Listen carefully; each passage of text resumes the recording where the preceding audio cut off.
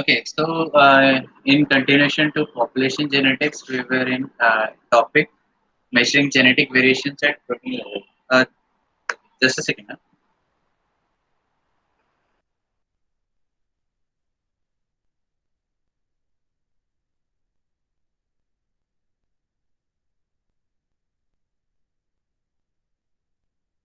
Okay, हम लोगों ने ये देखा राइट जेनेटिक चेंजेस आते हैं but it is not reflected in at protein level why because there is a something called as synonymous and non-synonymous right mutation heterozygosity. Just a second. इधर neutral theory भी हम लोग का हो गया था and synonymous and non synonymous हम लोगों ने देखे थे इवेंट्स देखे थे just a second Sandhya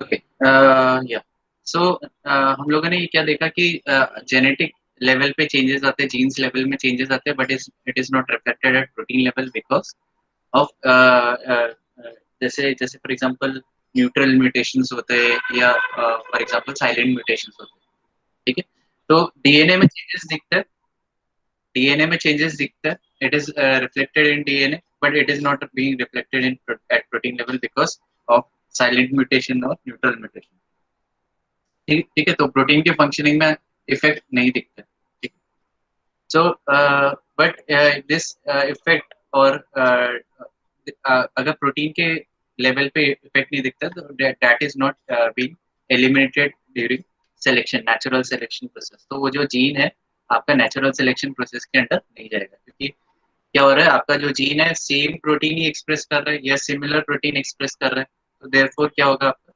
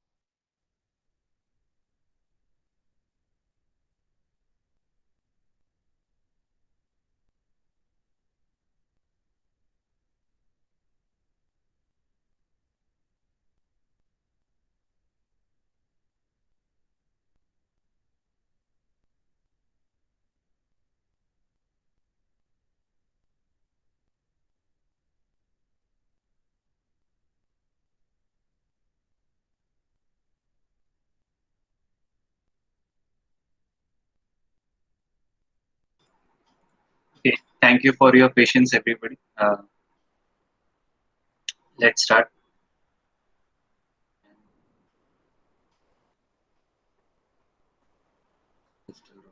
Okay. So we we are measuring genetic variation at DNA level. ठीक है? तो कैसे हम लोग genetic variations को measure कर सकते हैं? If there is a genetic variations also, but it is not being reflected at protein level. So protein level पे आप differently उसको detect करने के आपको different techniques है, right? At DNA level, there is a different techniques. Okay. So am I still audible? Yes, guys. Yes, sir. Yes, sir. Right. So yeah. So first one is PCR. Okay. What is PCR? Full form full form क्या है PCR का? And DNA amplify करना है तो क्या बोलेंगे इसको? DNA amplification होता है, right? तो PCR is nothing but polymerase chain reaction. ठीक है. अच्छा कितना DNA जनरेट होता है after one cycle? There is a formula, right? What is the formula? You can type on chat box. If you want, you can directly say also. Sir sorry to disturb but आपका आवाज कुछ ज्यादा ही कम है volume I guess. Okay, is it fine now? Hello, hello. Is it fine now? No sir हमेशा की तरह वैसे आवाज नहीं आ रहा है. Okay, just wait.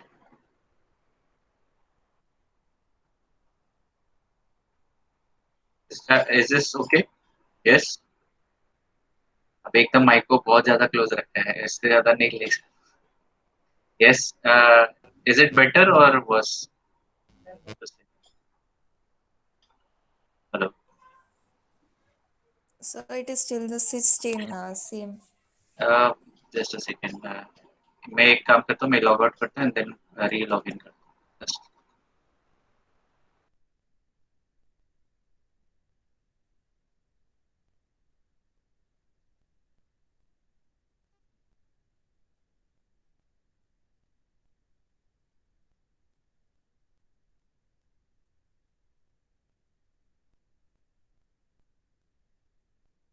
Is it okay? Fine. Hello. Am I still audible? Okay. Yes sir it's fine. Yes, sir. Yes, sir. आ रहा है आवाज.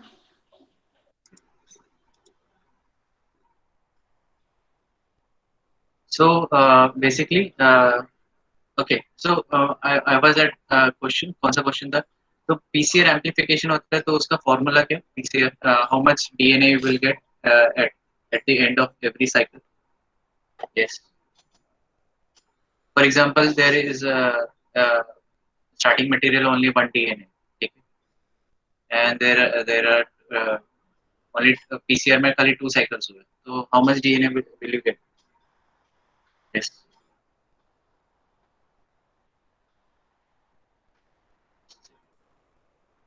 So basically,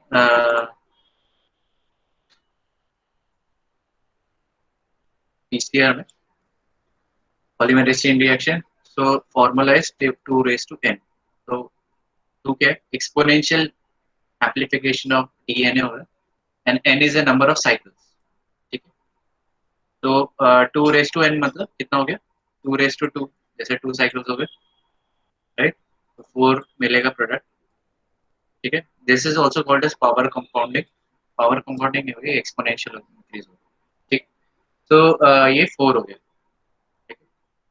अभी अगर मैं बोलूँ कि जो पीसीआर में 2:25 होता है या 25 साइकिल्स होते हैं, 2:35 साइकिल्स पे होते हैं. स्टार्टिंग मटेरियल अगर मैं खाली 1 डीएनए भी ले लूँ तो what would be the end product of it? Yes.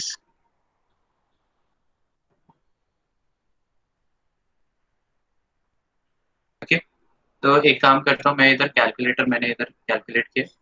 You can see कितना है ये?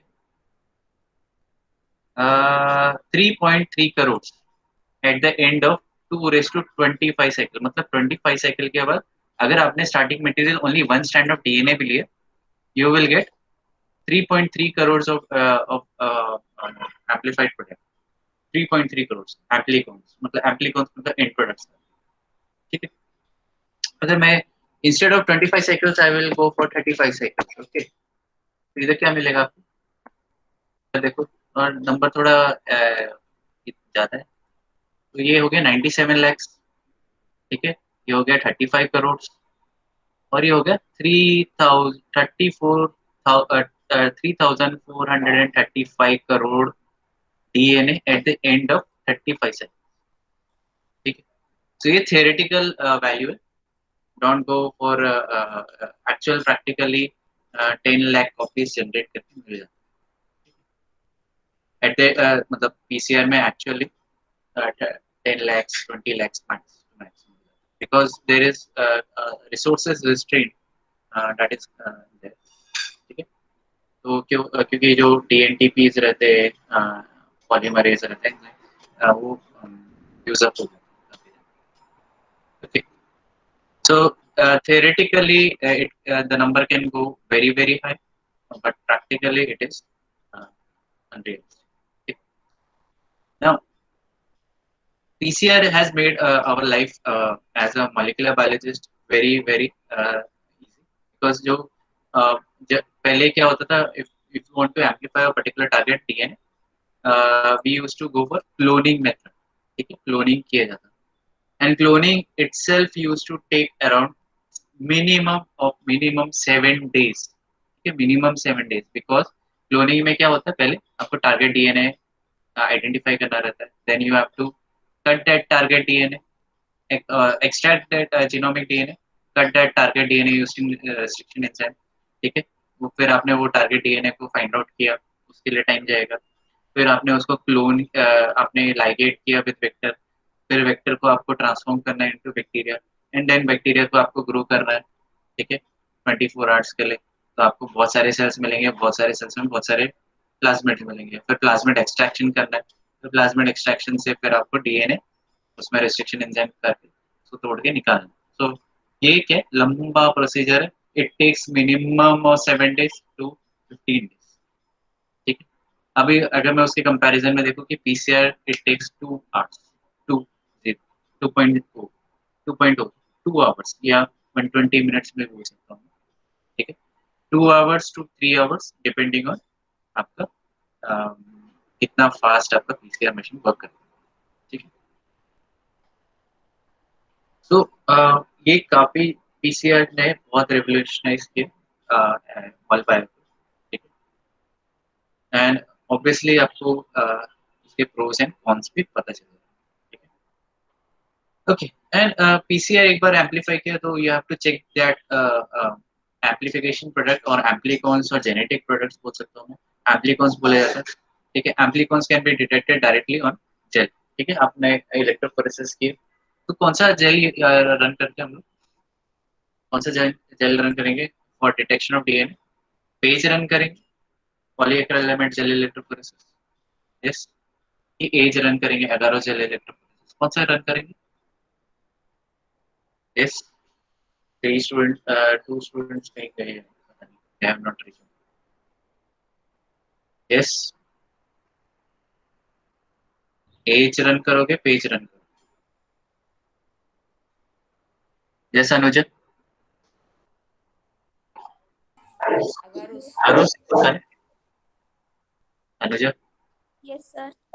हाँ, कौन सा रन करोगे अगर डीएनए डिटेक्ट करना है तो, अगारो जेल इलेक्ट्रोफोरेसिस या पॉलीएक्रिल एलिमेंट जेल इलेक्ट्रोफोरेसिस, पॉलीएक्रिलिक। हाँ क्या क्या, अगारोस रन करोगे भाई, ध्यान से दो, ध्यान से सुनो, अगारोस रन करोगे, ठीक है, और डीएनए। पॉलीएक्रिल एलिमेंट तब यूज करोगे when you are going for sequencing of DNA, sequencing, क्योंकि एक बेस पेयर का भी difference it can be detected in polyacrylamide, ठीक है। अगारोस क्यों रन कर रहे हैं, because agarose has a very good port size ज्यादा बड़ा है, ठीक है, and proteins are smaller in comparison to DNA, ठीक है, DNA is quite large, okay sir. ठीक है। So agarose gel electrophoresis run करोगे, ठीक है, and you will separate the DNA on the basis of the size, ठीक है। Overall charge of DNA is negatively charge because of phosphate backbone. ये तो सबको पता होना चाहिए, बेसिक। ठीक है, तो इसके बाद इसको क्या कर सकते हैं हम लोग, once it has been fragmented हो जाता है तो then we can sequence it. Okay okay, so अभी हम लोग को क्वांटिफिकेशन करना है कि जेनेटिक वेरिएशंस कितने हो रहा है, कैसे हो रहा है। So basically we are going to detect heterozygosity या होमोजाइगोसिटी। कैसे हम लोग डिटेक्ट करेंगे, हम लोग को कुछ एसेस रन करना पड़ेगा, मतलब जिससे हम लोग को पता चले कि पॉलीमॉर्फिज्म, या सिंपलर वर्ड्स में हम लोग पॉलीमॉर्फिज्म डिटेक्ट कर रहे हैं। ठीक है, पॉलीमॉर्फिज्म है कि नहीं है वो डिटेक्ट कर रहे हैं। अब कैसे डिटेक्ट करेंगे polymorphism, we can detect using restriction enzymes. ठीक है, restriction, use of restriction enzyme. अब रेस्ट्रिक्शन एंजाइम क्यों यूज कर रहे हैं, बिकॉज ऑफ पॉलीमॉर्फिज्म। क्या होता है, आप इधर वापस एक मैं साइड पोर्ट में आ जाता हूँ। एंड बिकॉज ऑफ पॉलीमॉर्फिज्म क्या होता है, we can there is a generation of, जैसे फॉर एग्जांपल ये ओरिजिनल सीक्वेंस है GAAC। ओके, जी ओके, सो अगर पॉलीमॉर्फिज्म होता है इधर तो ये क्या का हो गया, G8TC में कन्वर्ट हो गया। Now this this there is a creation of what we call as restriction site. There is a creation of restriction site. ठीक है, तो पॉलीमॉर्फिज्म की वजह से रेस्ट्रिक्शन साइट जनरेट हो सकते हैं, पॉलीमॉर्फिज्म की वजह से रेस्ट्रिक्शन साइट लॉस हो सकता है।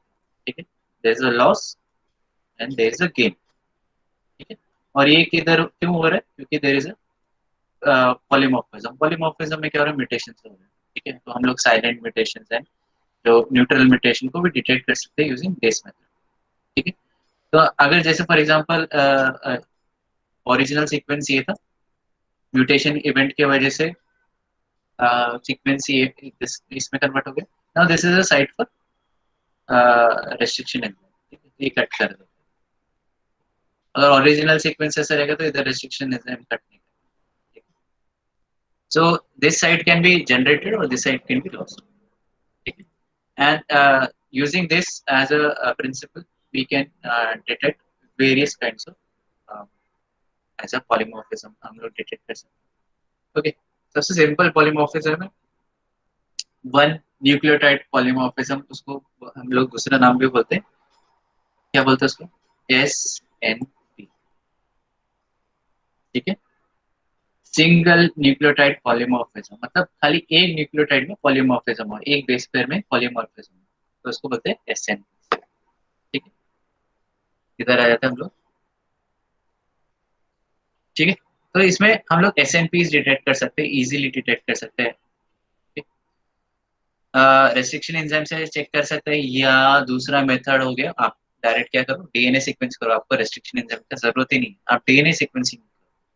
ठीक है, ये SNP डिटेक्शन मेथड यूज कर सकते हैं। DNA सीक्वेंसिंग इजी है, DNA सीक्वेंस कर दिया आप, उसमें it is more of automated process, bioinformatic analysis use करना पड़ेगा, and then easily you can detect if there is a change in nucleotide. अभी ऐसा हो सकता है कि मैं खाली एक ही पर फोकस करो, बट देयर में भी another change in another place also of nucleotide में दूसरी जगह चेंजेस आ सकते हैं। वो जो रेस्ट्रिक्शन एंजाइम डिटेक्ट नहीं कर पाएगा वो डीएनए सीक्वेंसिंग पता कर। तो DNA sequencing is majorly use अभी जो करंट, अगर मैं रिसर्च में बात कर रहा हूँ तो ज्यादातर डीएनए सीक्वेंसिंग ही करते हैं। एंड क्योंकि क्या होता है, आपको 2 days के अंदर रिजल्ट मिलता है, एंड डेट टू मेटाजीनोमिक एनालिसिस अगर करोगे तो 1 week में आपको रिजल्ट मिल ही जाएगा विद बायोइनफॉर्मेटिक एनालिसिस। कोई कोई बायोइनफॉर्मेटिक्स एनालिसिस थोड़ा हेवी रहता है तो इट टेक्स 1 month या 2 months का टाइम प्रोसेसिंग। ओके, या आप यूज कर सकते हो single nucleotide polymorphism detection kit या डिटेक्शन मेथड, SNP डिटेक्शन। अभी आता है जो SNPs में आता है रेस्ट्रिक्शन फ्रैगमेंट लेंथ पॉलीमॉर्फिज्म, ये आपने TY में पढ़ा रहेगा। क्या होता है restriction fragment length polymorphism, yes कोई बता सकता है simpler words?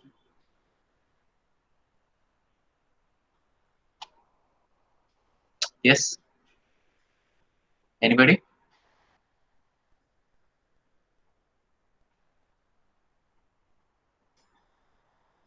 Restriction fragment length polymorphism, basically इधर क्या हो रहा है, हम लोग रेस्ट्रिक्शन एंजाइम यूज कर रहे हैं, उसकी वजह से डीएनए के varying length of DNA generate हो रहा है, ठीक है, तो उसको लेंथ पॉलीमॉर्फिज्म भी बोलते हैं।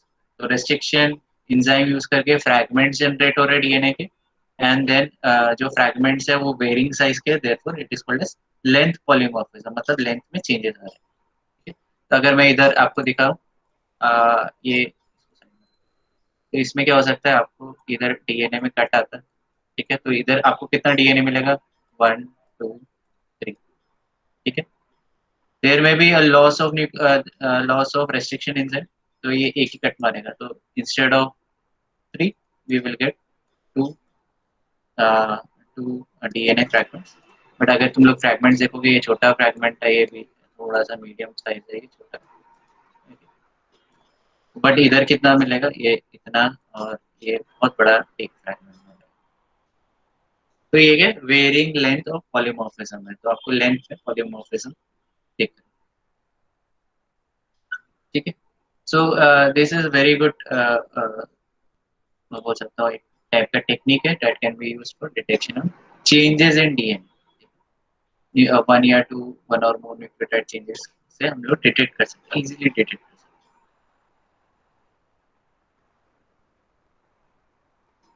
ठीक है। तो ये काफी ज्यादा स्पेसिफिक हो जाता है, अगर एक इंडिविजुअल में एक particular type of restriction sites है, तो हो सकता है वो दूसरे आदमी के पास ना हो,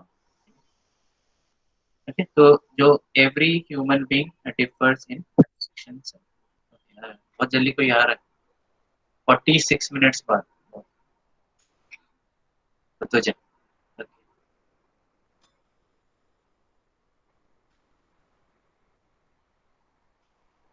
ओके। नाउ नेक्स्ट थिंग, अभी अगर तो RFLP हो गया या VNTR STR हो गया, दैट इज डिफरेंट थिंग, ठीक है, शॉर्ट टैंडम रिपीट्स अलग हो गए, एंड VNTR आर डिफरेंट, तो उसको भी यूटिलाइज कर सकते हैं हम लोग, या हम लोग RFLP यूटिलाइज कर सकते हैं इन कॉन्जुगेशन विद रिस्ट्रिक्शन एंजाइम्स, ठीक है। तो इससे हम लोग को बहुत सारे फ्रैगमेंट्स मिलेंगे, and then we can detect, we can identify individuals on the basis of their um, um, patterns of fragments formed due to the use of restriction enzymes. Okay, तो DNA टाइपिंग आपने सुना रहेगा, तो हम लोग इधर वो टेक्निक यूज करेंगे। ओके, सो जो RFLPs है, ये इंटरेस्टिंग फैक्टर है कि जो RFLPs होते हैं, रेस्ट्रिक्शन फ्रैगमेंट लेंथ पॉलीमॉर्फिज्म, ये सेम इनहेरिट करते हैं जैसे मेंडेलियन जेनेटिक्स हो गया। ऑब्वियसली डीएनए आपको एक सेट ऑफ डीएनए मदर से मिलता है, एक सेट ऑफ डीएनए फादर से मिलता है, ठीक है। तो ये ऑब्वियसली तो रेस्ट्रिक्शन फ्रैगमेंट्स, जो रेस्ट्रिक्शन साइट्स है, वो भी इनहेरिट होते हैं, ठीक है, in the same pattern, Mendelian fashion में इनहेरिटेंस पैटर्न आपको दिखाई देगा, ठीक है। बट आप कैसे उसको डिटेक्ट कर पाओगे ऑर्गेनिज्म, तो ये बेस्ट है कि आप ऑर्गेनिज्म को डिटेक्ट कर सकते हैं, organism is homozygous for particular gene और हेट्रोजाइगस फॉर पर्टिकुलर, तो हम लोग हेट्रोजाइगोसिटी पता कर सकते हैं। जैसे फॉर एग्जांपल ये आपको माइस दिख रहा है, yes, माइस दिख रहा रहेगा, तो इधर देखो, ये क्या, 1 and 1, मतलब एक ही टाइप के अलील है दोनों, तो ये क्या हो गया, होमोजाइगस माइस, ठीक है। अभी इधर देखो 2 and 2, तो इधर भी होमोजाइगस माइस हो गया, but it is for different allele, ठीक है, 2, अलील नंबर 2। फिर ये तीसरे अलील हो गए, सॉरी 2/2, मतलब ये भी सेकेंड एलील का ही है, ये भी होमोजाइगस। बट अगर तुम लोग इधर देखोगे 1 and 2, मतलब एक जो जी जी एक जो क्रोमोसोम है, it is derive from this, ठीक है, इंडिविजुअल हो सकता है 1 1/1 जो है, और जो दूसरा जो सेकंड है वो दूसरा होमोजाइगस से मिला, मतलब बेसिकली पेयरिंग और mating of two different alleles. जैसे फॉर एग्जांपल अगर मैं ये बोल रहा हूँ, ये जो इंडिविजुअल है, ठीक है, इंडिविजुअल है, और ये दूसरा इंडिविजुअल है, ठीक है, obviously at time of gamete formation ऐसा रहेगा, ये ऐसा रहेगा, राइट, और जब गमीट जनरेट होगा तो क्या होगा, ये 1 रहेगा, ये 2 रहेगा, राइट। तो क्या हो गया ये होमोजाइगस है, ये अभी क्या हो गया, हेटेरोजाइगस हो गया। ठीक है, समझ रहे, ऊपर से जा रहा है, बता दो कौन सा जा रहा है तो बता, समझ में आ रहा है तो यस टाइप करो, ऊपर से बाउंसर जा रहा है तो रिपीट टाइप कर सकते हो।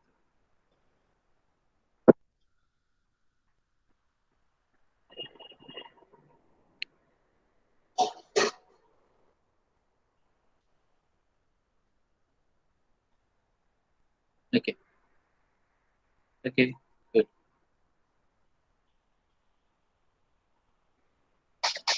ठीक है, तो मैं ये इंडिविजुअल माइस को डिटेक्ट कर सकता हूँ कि इसमें जो जेनेटिक स्ट्रक्चर है इसका वो होमोजाइगस है या हेट्रोजाइगस है।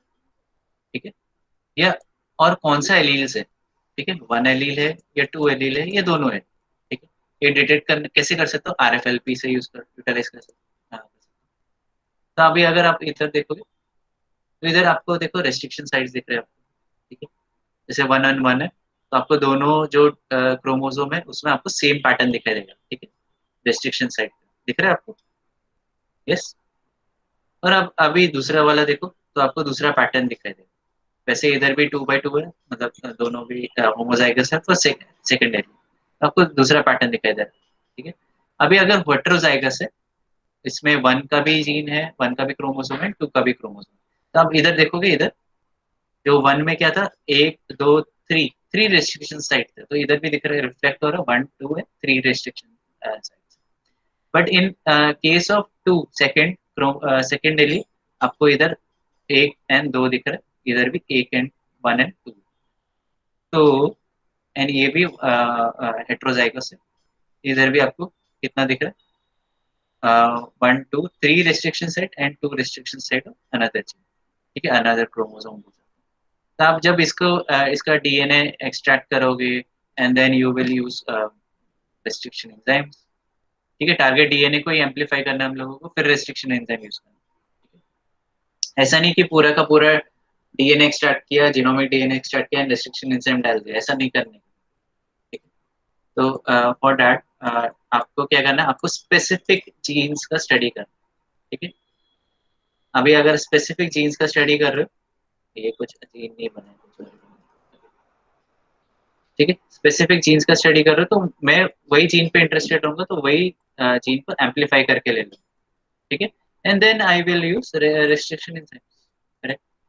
अगर मैं पूरा जीनोमिक DNA में रेस्ट्रिक्शन एंजाइम यूज कर लूँ डायरेक्ट, क्या होगा, आपको इतने सारे बैंड्स मिलेंगे तो आप सेपरेट करते करते थक जाओगे।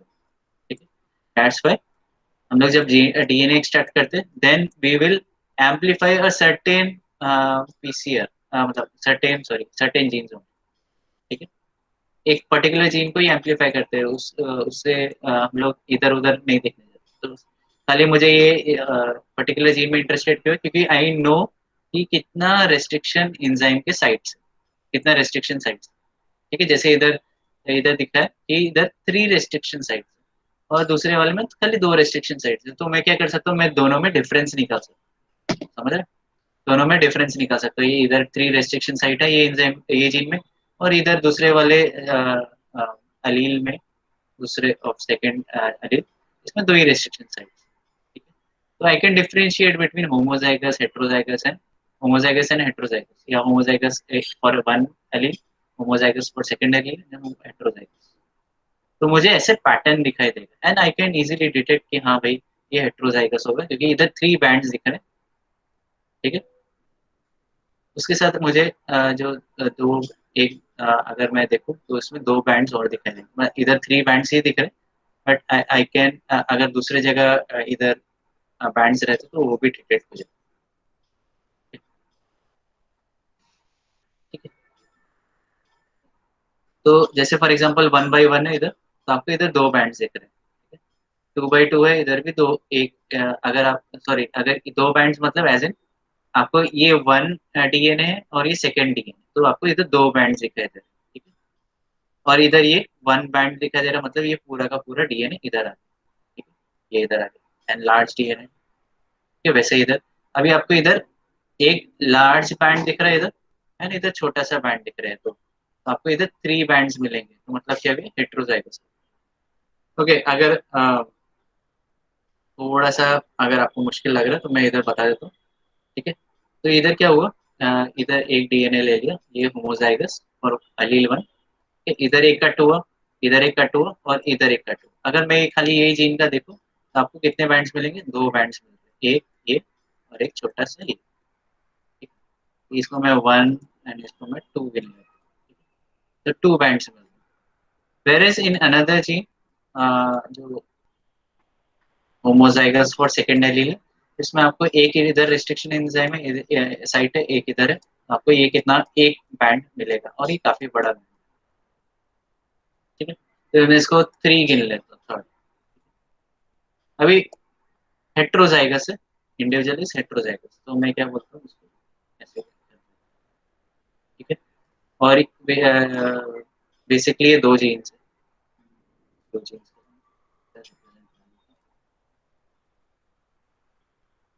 दो जीन्स है।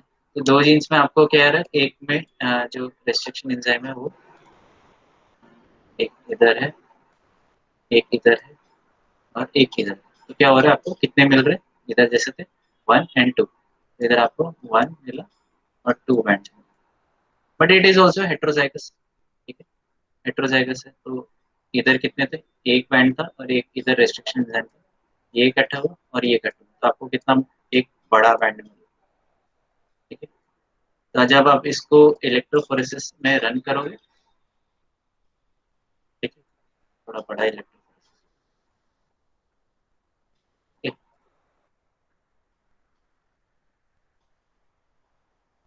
ओके, सो इसमें क्या होगा, आपको इधर 2 बैंड्स दिखाई देंगे।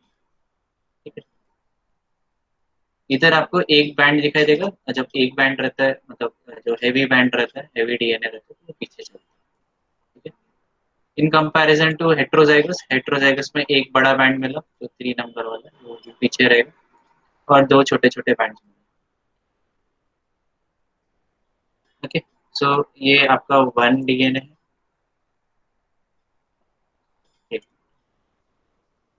1 डीएनए इधर है, ये भी 1 है, ये ये आपका 2 है, ये भी 2 है, और ये आपका 3 है।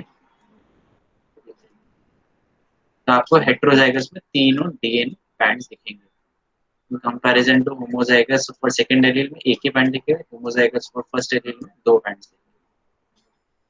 ठीक है, तो यू कैन डिटेक्ट होमोजाइगोसिटी और हेट्रोजाइगोसिटी इन वन ग्रुप। ठीक है, समझ में आया कि ऊपर से गया? यस, ऊपर से जा रहा है तो बता दो, किसी को रिपीट चाहिए?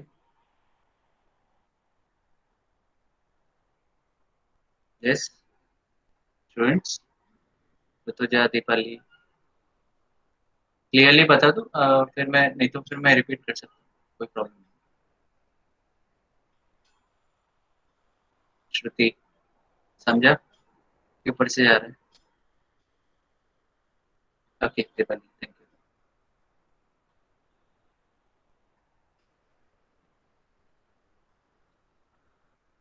ओके, एकदम सिंपल मैं वापस बता देता हूँ, दीपाली को समझ नहीं आया चलेगा, नो प्रॉब्लम। देखो दीपाली जिनको समझ में नहीं आया उनके लिए, ठीक है, तो ये देखो, ये आपका इसमें ये होमोजाइगस फॉर 1 एलील है। ठीक है, तो इसके पास क्या जो रेस्ट्रिक्शन साइट्स हैं, अभी दो पेरेंटल दो स्ट्रैंड्स रहते हैं ना, 2 सेट्स ऑफ डीएनए, तो ये दोनों सेट ऑफ डीएनए सेम रहेगा, उसमें दोनों में सेम रेस्ट्रिक्शन साइट्स है। तो आपको कितने टाइप के बैंड्स मिलेंगे, देखो ये एक बैंड है, इधर रेस्ट्रिक्शन साइट है, तो इसके बीच का एक डीएनए मिलेगा, है ना बैंड, और ये दोनों के बीच में एक रेस्ट्रिक्टेड, मतलब एक और रेस्ट्रिक्शन साइट है, तो आपको ये दूसरा बैंड मिलेगा, इतना बड़ा बैंड, तो आपको एक इधर मिलेगा और एक इधर मिलेगा। ठीक है, वैसे आप सेकेंड वाला एलील देखोगे, उसमें क्या ये वाला रेस्ट्रिक्शन एंजाइम इज लॉस्ट, ठीक है, आरएफएल म्यूटेशंस की वजह से। तो आपको कौन सा बैंड, इधर रेस्ट्रिक्शन साइट बेसिकली लॉस होगी, ठीक है, साइट लॉस होगी, तो इधर एक कट आएगा और दूसरा कट इधर आएगा, बट इधर इधर कोई कट है नहीं, तो बेसिकली आपको डीएनए कितना मिलेगा, बड़ा मिलेगा, और दोनों भी क्रोमोसोम में सेम पैटर्न है, तो ये इधर आपको डीएनए जब आप 11 चेरी इलेक्ट्रोफोरेसिस रन करो तो ऐसा दिखेगा। ठीक, वैसे अगर आप देखो हेट्रोजाइगस से, अभी हेट्रोजाइगस इंडिविजुअल जिससे मैंने बताया था कैसे हेट्रोजाइगस इंडिविजुअल बनते हैं, दोनों होमोजाइगस जब इंडिविजुअल्स आ जाते हैं और डिफरेंट एलील्स, तो फिर हेट्रोजाइगस जनरेट होता है। अभी इधर हेट्रोजाइगस में देखो एक डीएनए एक सेट ऑफ डीएनए में आपको 3 रेस्ट्रिक्शन एंजाइम मिलेंगे और दूसरे डीएनए सेट ऑफ क्रोमोसोम में खाली आपको 2 साइट मिलेंगे।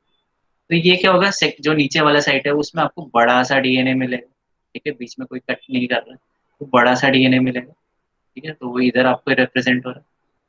फिर आपको कितने इधर एक दूसरे सेट में देखोगे इधर एक छोटा सा कट है, इधर भी एक कट है और दूसरा तीसरा कट इधर, तो आपको कितने बैंड्स मिलेंगे, एक ये वाला छोटा बैंड और दूसरा वाला मीडियम साइज वाला।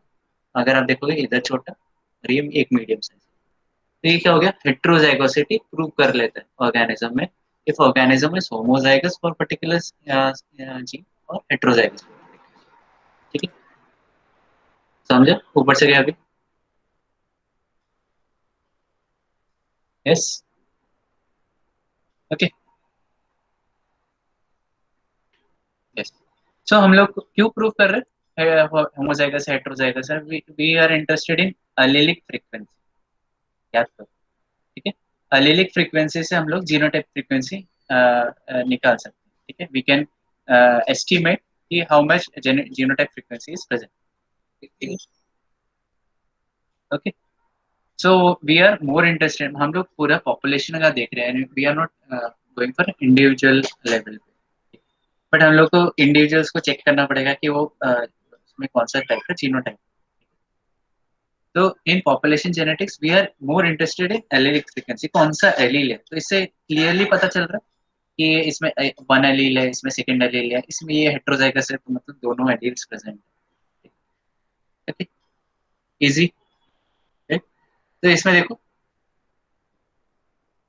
बहुत सारे ऑर्गेनिज्म के लिए न्यूक्लियोटाइड हेट्रोजाइगोसिटी स्टडी की जाती है, ठीक है, जरूरी नहीं ह्यूमंस के बारे में हम लोग लिमिटेड है, we are open for any living organism, ठीक है, including viruses also, okay. So nucleotide heterozygosity देखो इधर दे रखा है 0.001, 0.001 टू 0.2 इन यूकैरियोटिक ऑर्गेनिज्म मिल जाता है, और ह्यूमंस में 0.008 जो एस्टिमेट्स है nucleotide heterozygosity 0.0008,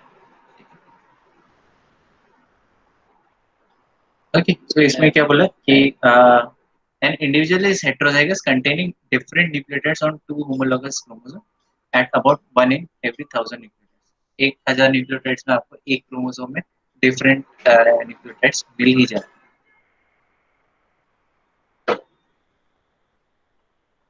okay.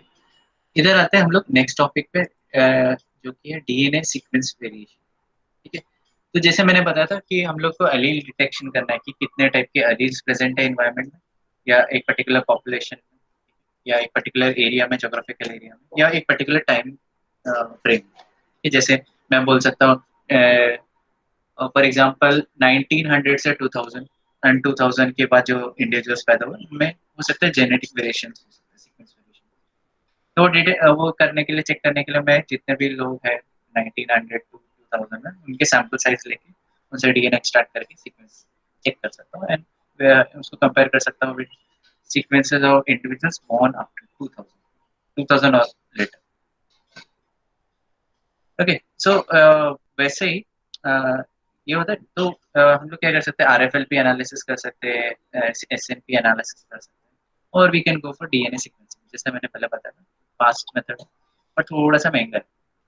In future हो सकता है कि विद इन लाइक 10-20 ईयर्स में आपको एक दिन के अंदर या एक घंटे के अंदर सीक्वेंस करके मिल जाए पूरा का पूरा डीएनए, ठीक है, and with in particular like $100 तो चल ही रहे, 50,000 रुपीज लग जाए, ओके। सो $100 में हो जाएगा, $50 से $100 में सीक्वेंस करके मिल जाएगा, एंड इन कंपैरिजन इंडिया में और चीपली, मतलब एज इकोनॉमिक, अगर स्केल ऑफ इकोनॉमिक और सिस्टम।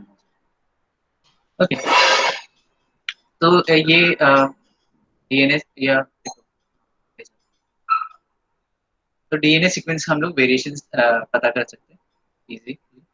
ओके, सो इसमें जो फर्स्ट जिसने ये अप्रोच अप्लाई किया था at for studying population genetics was Martin Friedman.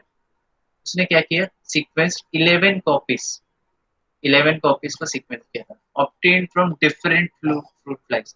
Fruit flies में भी वेरिएशंस होते हैं काफी ज्यादा, ठीक है, रेड आइज, वाइट आइज, अगर आपने पढ़ा रहेगा तो मॉर्गन एक्सपेरिमेंट के रिगार्डिंग, तो काफी अच्छा है। And I think you should study about Morgan experiment, क्योंकि ये एक्सपेरिमेंट को बेसिक बना के काफी रिसर्च इंस्टीट्यूट काम कर, ठीक है। तो मॉर्गन एक्सपेरिमेंट पढ़ो, ठीक है। Morgan is a name of scientist. उसने इंडिविजुअल फ्रूट फ्लाई को पकड़ पकड़ के उसने एक्सपेरिमेंट्स किए, उसको स्टडी किया। तो you can no trap one fruit fly, और उसको आप माइक्रोस्कोप के अंडर ऑब्जर्व करो। If it has red eyes और व्हाइट आइज, आप चेक कर सकते हो। काफी कम ड्रोसोफिला में, लाइक 1 in 200 ड्रोसोफिला या 1 in 100 Drosophila have white eyes, ठीक है। और वो किसकी वजह से होता है, वो जेनेटिक वेरिएशंस की वजह से। You can easily check. Okay, तो मार्टिन क्रीटमेंट ने क्या किया, इसने सीक्वेंस किया 11 copies, obtained from different fruit fly का 11 सीक्वेंसेस। अभी ये जीन किसका था, it was of alcohol dehydrogenase, ठीक है। Just a second.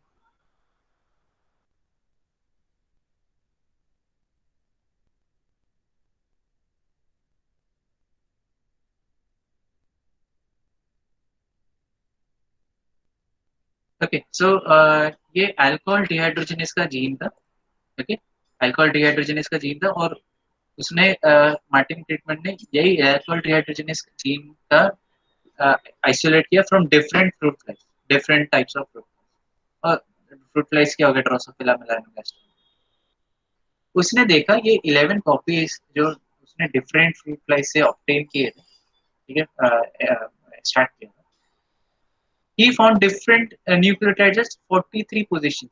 उसने 43 पोजीशंस में डिफरेंट न्यूक्लियोटाइड्स देखे, ठीक है। और जीन का साइज क्या था, 2659 बेस पेयर करीबन करीबन था लॉन्ग। एंड उसने 43 पोजीशंस में देखे, ऑब्जर्व किया कि हर एक 43 पोजीशन में हो सकता है कि different nucleotides in different organism, मतलब different organism different fruit flies में उसको डिफरेंट सीक्वेंसेस ऑफ न्यूक्लियोटाइड्स मिले। और उसमें देखा कि खाली 3 ऑफ द 11 कॉपीज पर आइडेंटिकल, नॉट सेम। ये ध्यान रखो, आइडेंटिकल था, सेम नहीं था, ठीक है। आइडेंटिकल बोल सकते, कभी भी हम लोग जब भी बायोइन्फॉर्मेटिक एनालिसिस करते तो ये बोला जाता है कि it is similar but sequence not be same, ठीक है। सेम नहीं बोलेंगे, कभी सिमिलर बोल सकते हैं, ठीक है। 100% गारंटी नहीं रहती, ठीक है। सो 3 of 11 कॉपीज वेर आइडेंटिकल, खाली 3 कॉपीज ही आइडेंटिकल, और बाकी 8 कॉपीज का क्या, there were 8 different alleles at the nucleotide level among the 11 copies of this 11, वो वन थोड़ा सेपरेट होगा, ओके। तो इसमें क्या पाया गया हमको, they were 8 different alleles, तो मतलब उनमें सीक्वेंसेस में 8 alleles में काफी डिफरेंट सीक्वेंसेस, ओके। तो इसमें क्या बोला कि एक ही जीन में और विद इन सेम स्पीशीज में बोल सकता हूँ, ठीक है, ड्रोसोफिला मेलानोगास्ट्रम, उनमें हर एक में जेनेटिक वेरिएशन था, खाली एक ही सीक्वेंस में। अभी सोचो, इतने हमारे बॉडी में इतने सारे डीएनए, 30,000 बोला जाता है कि अप्रोक्सीमेटली 30,000 जीन्स है, उसमें से भी हम लोग ने 8,000, 5 to 7,000 ही या 5 to 8,000 ही आइडेंटिफाई करना, ठीक है। एंड उसका रोल्स हम लोग पता करना, ठीक है। ओके, सो वैसे ही जो एक ही जीन का, अल्कोहल डिहाइड्रोजनेस जीन का, there were different alleles present and 8 different alleles, which is quite astonishing कि आप सेम ड्रोसोफिला मेलानोगास्ट्रम ले रहे हो और थोड़ा क्या बोलते हैं, अलग स्ट्रेन हो सकते हैं ड्रोसोफिला मेलाना जैसे के, एंड उसमें भी आपको न्यूक्लियोटाइड्स में एक ही न्यूक्लियोटाइड में, एक ही जीन में आपको वेरिएशंस दिखाई देंगे। तो ये क्या हो रहा है, they are harbouring extreme amount of या tremendous amount of genetic variation. ठीक है, तो ये सारे जो जीन्स हो सकते हैं, they can they can house different या variation, genetic variations. Okay okay, समझ में आ रहा है, होपफुली समझ में आ रहा है, नहीं समझ में आ रहा तो बोल सकते हो रिपीट, अगर समझ में आ रहा है तो यस टाइप कर सकते हो। ठीक है, अभी हम लोग थोड़ा सा और डीप में जाएंगे।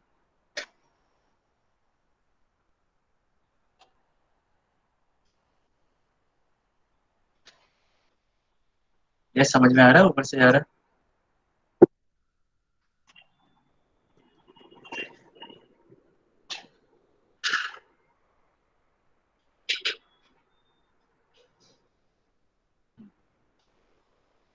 तो अभी आगे चलते हैं। तो इसमें क्या बोला है, different regions of a gene apparently are subject to different evolutionary process.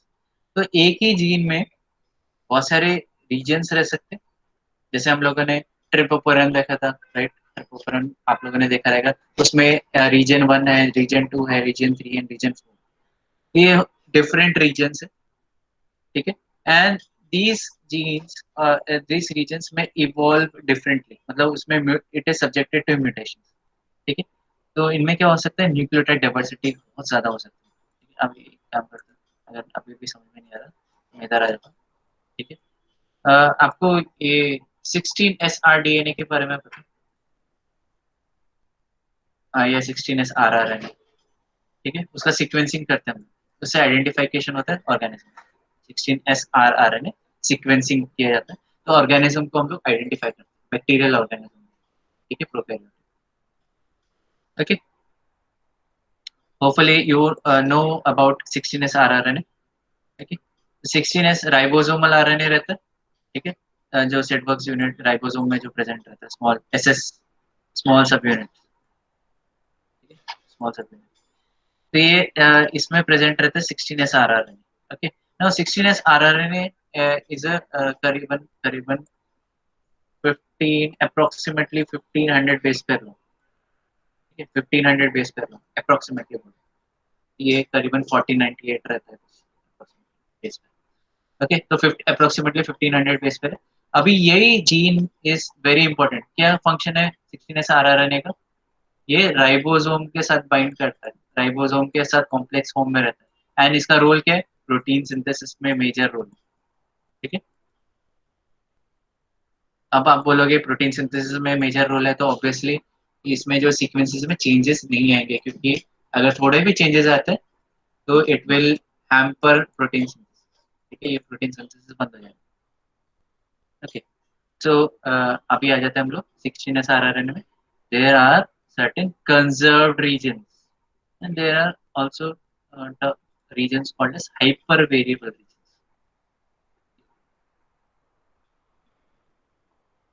Okay, so there are conserved regions and there are hyper variable regions. अभी conserved regions मतलब क्या होगा, conserved regions ऐसे जीन के सीक्वेंसेस हो गए जिसका डायरेक्ट रोल है in formation of bond with protein या प्रोटीन सिंथेसिस, इसका डायरेक्ट रिलेशन। तो ये ऐसे सीक्वेंसेस होते हैं कंजर्व्ड सीक्वेंसेस, मतलब they are preserved across species, across genres, preserved. These genes are preserved across species, across genre. तो ये आपको सीक्वेंस आपको डिफरेंट स्पीशीज को रिलेट करने में काम आएगा, फाइलोजेनेटिक एनालिसिस करने में काम आएगा कि फाइलोजेनेटिकली कौन सा ऑर्गेनिज्म इज लिंक्ड विद कौन सा ऑर्गेनिज्म। ठीक है, तो ये होते हैं conserved region, conserved conserved region, conserved रहते हैं अक्रॉस स्पीशीज, अक्रॉस जेंडर। दूसरे होते हैं वेरिएबल रीजन, इसको मैं हाइपर वेरिएबल भी बोल सकता हूँ, वेरिएबल, हाइपर वेरिएबल। ये ऐसे जीन्स होते हैं, ऐसे रीजन्स होते हैं आरएनए के कि जो जबरदस्त स्पीड में म्यूटेट करते हैं एंड इसका इफेक्ट आपको प्रोटीन सिंथेसिस में रिफ्लेक्ट नहीं होता। दैट्स व्हाई ये जो है वेरिएशंस आते हैं, ठीक है। तो इसका इफेक्ट आपके प्रोटीन सिंथेसिस में नहीं होता। हाइपर, तो इसको हाइपर वेरिएबल रीजन, और ये hyper variable regions are very good for distinguishing between strains, ठीक है, स्पीशीज या स्ट्रेन हो सकते हैं। तो ये मेरे को साल्मोनेला टाइफी को डिफरेंशिएट करने इजीली डिफरेंशिएट कर सकता हूँ Salmonella typhi with paratyphi and paratyphi, ठीक है। तो ये मेरा बहुत जबरदस्त hyper variable region is used for distinguishing between strains या स्पीशीज। और कंजर्व्ड रीजन्स मुझे फाइलोजेनेटिक एनालिसिस में काम आएगा। जैसे for example Salmonella is related to E coli, ठीक है, कितना percent Salmonella is related to या विब्रियो कॉलर, ठीक है, या ब्ला ब्ला ब्ला ब्ला, ठीक है, बहुत सारे होते हैं, ठीक है। ओके, सो कंजर्व्ड रीजन्स क्या करने में काम आ रहा है? इट इज फॉर इतना परसेंट ऑफ डीएनए मैच कर रहा है with different genres of organisms, salmonella with E coli with vibrio blah blah, okay.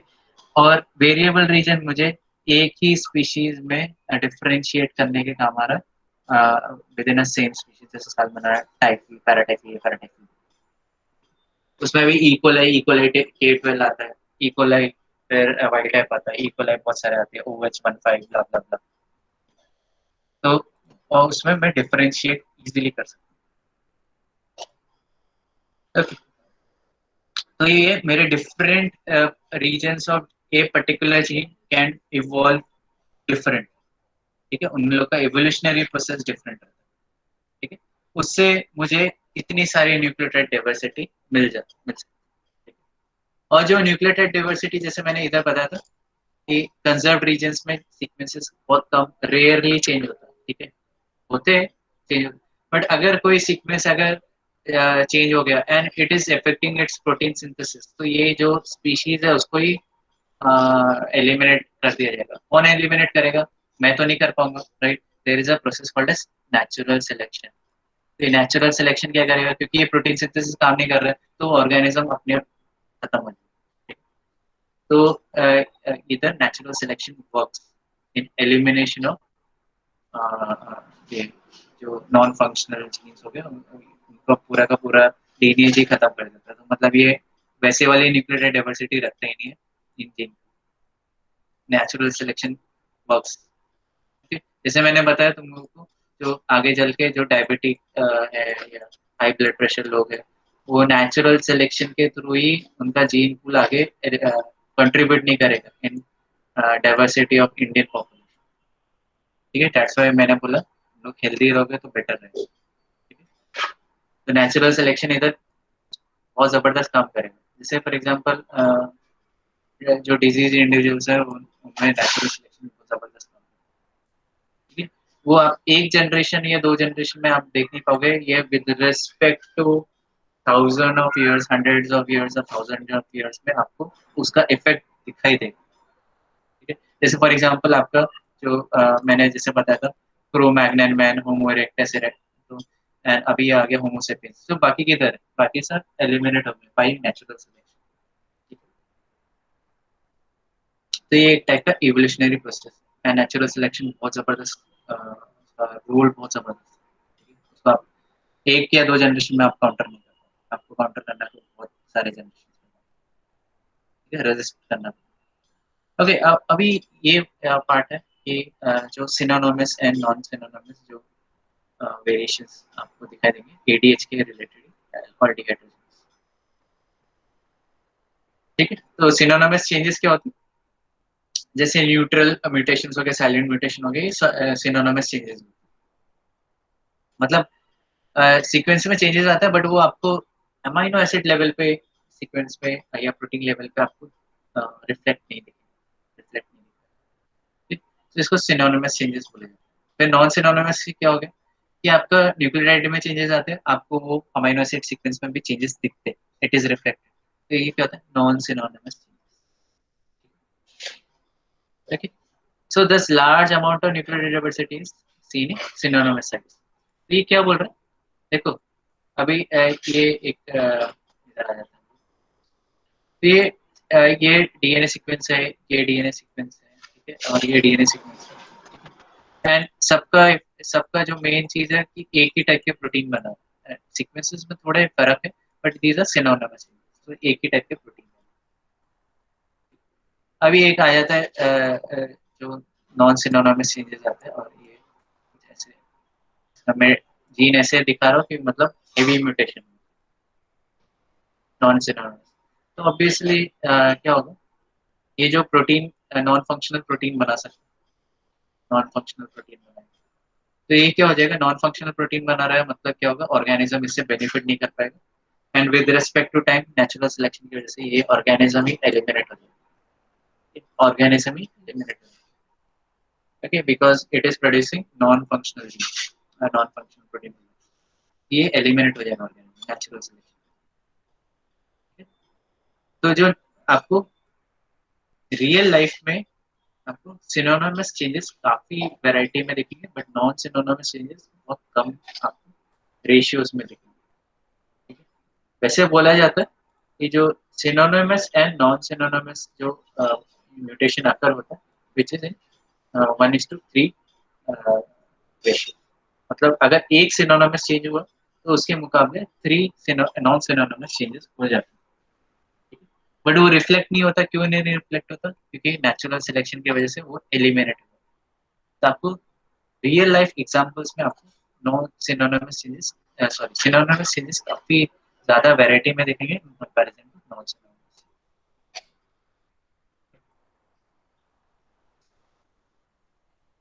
Okay, so ऊपर से जा रहा है, समझ रहा है?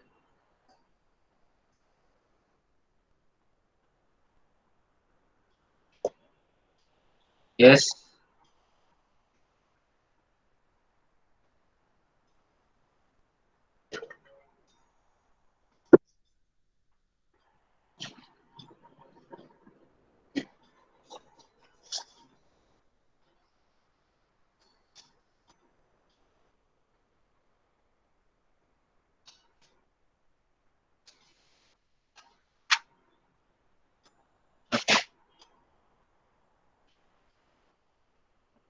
होपफुली तुम लोग सही रिप्लाई कर, अगर कहीं भी आपको प्रॉब्लम आता है यू कैन करेक्ट।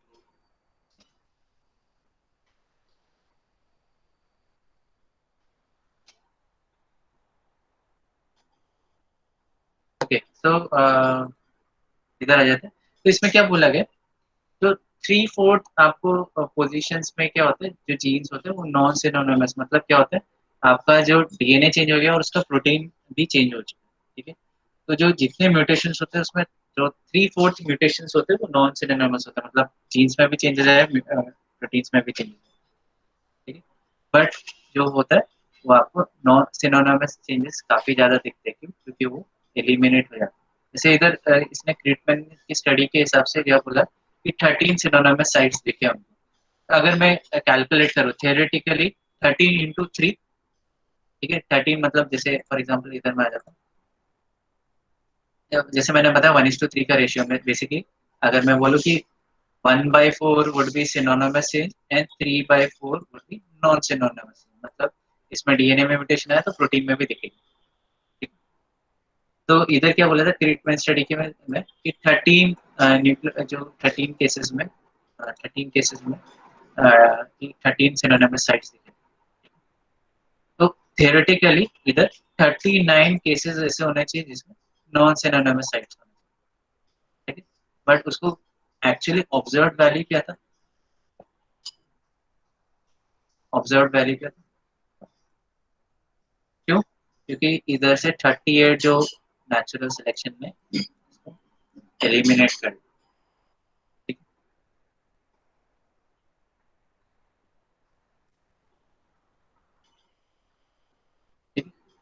तो ये ट्रीटमेंट ने खाली one single non synonymous polymorphism observe किया है, ठीक है, ऑब्जर्व किया, और उसने क्या कंक्लूजन क्या निकाला, मोस्ट नॉन सिनोनिमस म्यूटेशन, मतलब जिसमें डीएनए में भी चेंजेस आता है, प्रोटीन में भी चेंजेस आता है, ये नेचुरल, ये बहुत ज्यादा विजिबल होते हैं एंड नेचुरल सिलेक्शन इस पर जबरदस्त इफेक्ट करता है और ये एलिमिनेट कर देता है, नेचुरल सिलेक्शन उसको निकाल देता है क्योंकि वो इतना डिफरेंट हो चुका है कि वो it is not not working या नॉन फंक्शनल हो जाता है उसमें जीन्स, तो पूरा का पूरा एलिमिनेट हो जाता है फ्रॉम पॉपुलेशन। ठीक है, तो आपको क्या कौन से आपको म्यूटेशन दिखेंगे, खाली सिनोनिमस म्यूटेशन दिखेंगे क्योंकि उसमें डीएनए में चेंजेस है बट उसका चेंजेस प्रोटीन में रिफ्लेक्ट नहीं होगा। Functional normal function of organism में कोई भी इफेक्ट नहीं दिखता।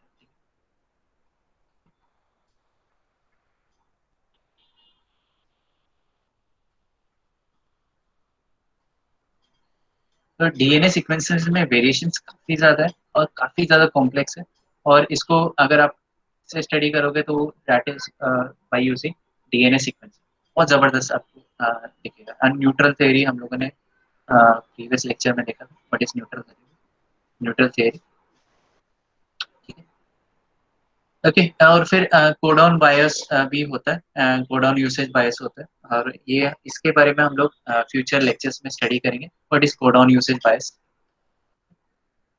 इसका भी काफी इंटरेस्टिंग है कि एक पर्टिकुलर, जैसे हम लोगों ने देखा ना बहुत सारे जैसे अमाइनो एसिड्स रहते हैं, ठीक है, which is coded by 6 codons, ठीक है, कोई कोई होता है 4 कोडॉन से कोड हो रहा है, ठीक है, और हम लोगों ने देखे खाली टू अमाइनो एसिड्स है जो एक ही कोडॉन से कोड होता है, ठीक है, but we are interested in जो ये वाले थे 6 codon is coding for one amino acid, 4 codon is coding for one amino acid.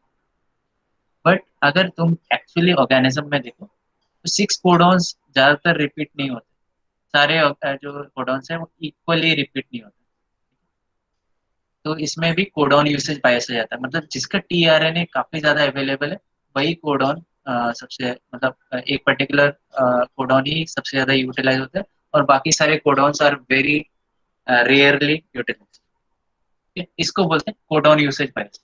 मतलब क्या होता है, जैसे आप इसमें देख लो कि एक ही 6 कोडॉन, आई थिंक आइसोल्यूसिनेशन, ल्यूसिनिया आइसोल्यूशन, आइसोल्यूसिन, तो इसके 6 कोडॉन्स है, बट उसमें से भी एक ही कोडॉन ज्यादा टाइम रिपीटेड रहेगा, बाकी सारे कोडॉन्स आर रेयरली रिपीटेड। क्यों? क्योंकि उसके टीआरएनए काफी ज्यादा है, तो ये होता है कोडॉन यूसेज। तो ये हम लोग डीपली नेक्स्ट या फ्यूचर लेक्चर्स में स्टडी करेंगे, ठीक है।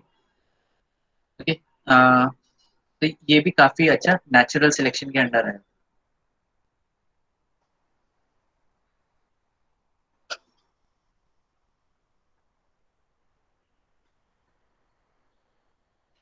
ओके, सो आगे चलते हैं।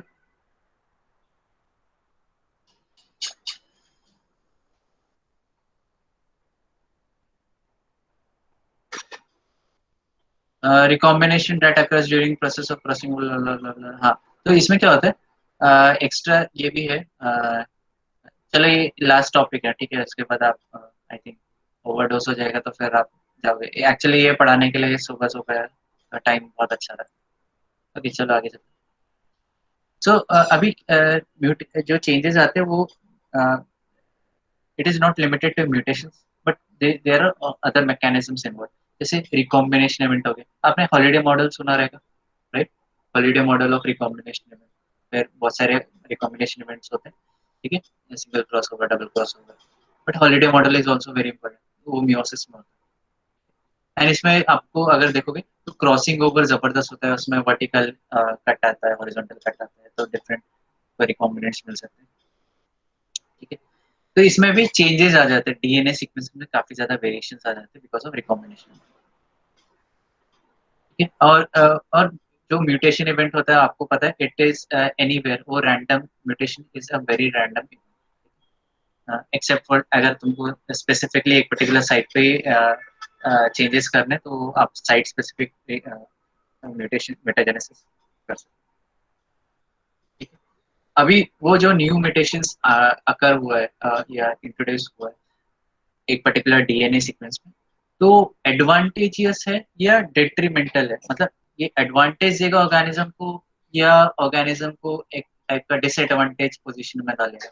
अगर डिसएडवांटेज पोजीशन में डालेगा तो हो सकता है नेचुरल सिलेक्शन इसको निकाल दे, ठीक है, और अगर एडवांटेजेस पोजीशन में डालेगा तो नेचुरल सिलेक्शन उसको फिक्स कर देगा। व्हाट इज फिक्सिंग, मतलब ये जो चेंजेस हो गए वो जनरेशन टू जनरेशन पास हो जाएंगे। बट अगर डेट्रीमेंटल है तो नेचुरल सिलेक्शन क्या करेगा, वो ऑर्गेनिज्म को ही एलिमिनेट कर देगा, भाई तू निकल, तेरा काम खत्म हो गया। अगर इसका जो जेनेटिक पूल आके कंट्रीब्यूट करेगा टूवर्ड्स पॉपुलेशन, तो वो पूरे पॉपुलेशन को खतरा रहेगा। तो देयरफॉर नेचुरल सिलेक्शन क्या करता है, वो पूरा का पूरा जो जेनेटिक पूल है फॉर पर्टिकुलर म्यूटेशन, वो पूरा का पूरा उसको निकाल देगा या एलिमिनेट कर। ओके, सो ज्यादातर जो केसेस होते हैं वो वेरिएंट जो होते हैं काफी ज्यादा न्यूट्रल होते हैं, जैसे हमने पहले देखा सिनोनिमस म्यूटेशंस या नियरली न्यूट्रल। अच्छा, ये एक इधर इवेंट आता है which is called as hitchhiking. अभी एसएनपीज हम लोग देख नहीं पाएंगे, तो gene DNA hitchhiking, hitchhiking, genetic hitchhiking. तो जेनेटिक हिच हाइकिंग क्या होता है, एकदम सिंपल है। इधर आ जाते हैं, व्हाइट बोर्ड पर आ जाते हैं। तो फॉर एग्जांपल ये जीन है और ये दूसरा जीन है।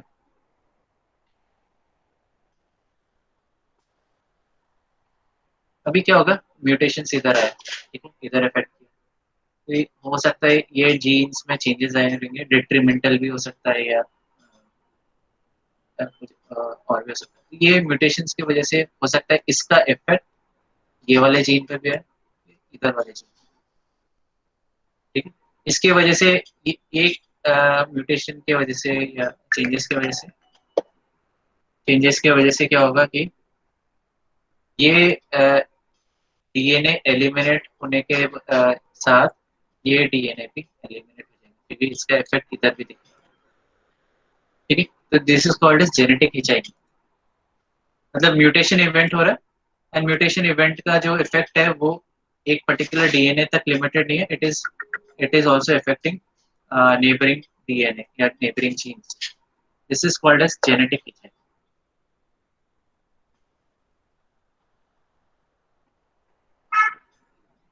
ओके, समझा ये ऊपर से क्या,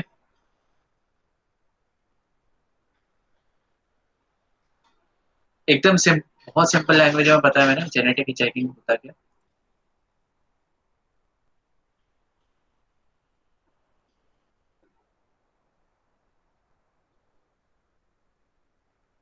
ठीक है, तो ये जेनेटिक हिचहाइकिंग की वजह से कि जो इफेक्ट है उसके वजह से आपका जो ये डीएनए ये सीक्वेंस के साथ ये सीक्वेंस भी एलिमिनेट कर सकता है ऑर्गेनिज्म, नहीं तो वो जीन पूल से ही निकाला है, मतलब नेचुरल सिलेक्शन की वजह से ये पूरा का पूरा ऑर्गेनिज्म मारा जाएगा।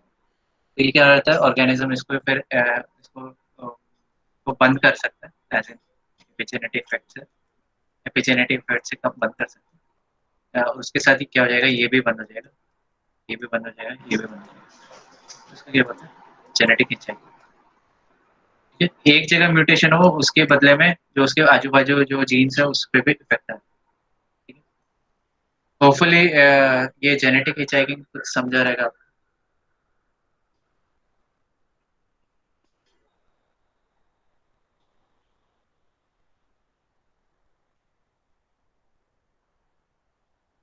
यस, या ऊपर से गए तो पता करना। Yes, Rutuja, Shruti, and Pratiksha, Sahili, Sandhya, Asmita, Deepali, at turn and not getting, का समझा, थोड़ा डाउटफुल लग रहा हूँ।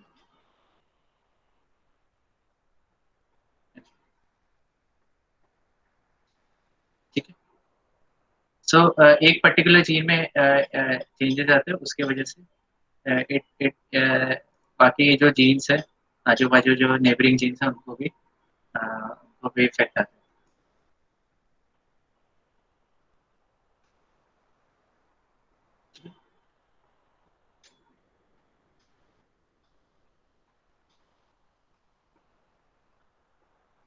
Okay, so extent to which selection on new mutations influences adjacent alleles. तो मतलब आजू बाजू में जो alleles है उस पे भी जो सिलेक्शन प्रेशर आ जाता है, एंड कैसे वो क्रॉस ओवर कर सकते हैं या क्रोमोसोम रीजन को ब्रेक कर सकते हैं, चेंज उसमें चेंजेस आ सकते हैं। तो जेनेटिक हिचहाइकिंग होता है या नहीं होता है, बहुत सारी चीजें।